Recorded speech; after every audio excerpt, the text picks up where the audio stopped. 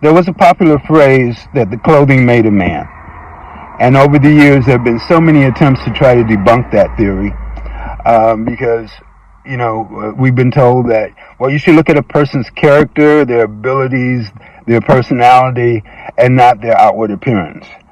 Well, that's nice to say, but we all do it.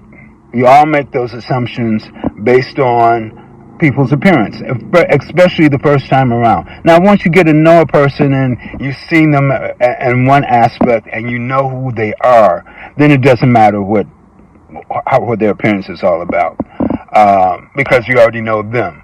But if you've never met this person before and you just take a glance, it makes a difference. You immediately make judgment calls.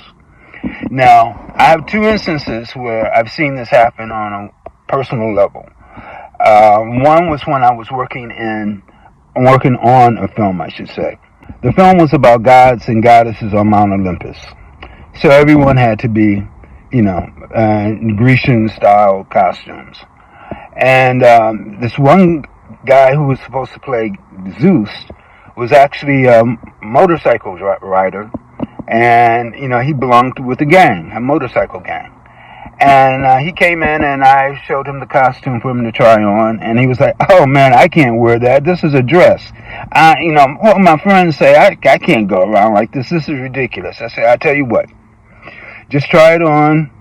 We'll talk to the director. We'll see what we need to do to make whatever adjustments we need to make. Just relax. We've got this.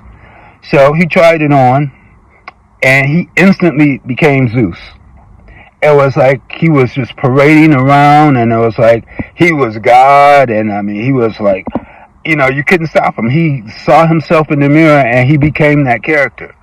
All the thoughts of what his friends would say went away. He was living in that costume.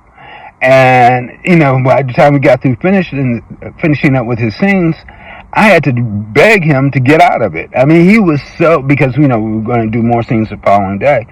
But he was not getting out of it. He was loving being this character. But he saw himself and he became who he saw in the mirror.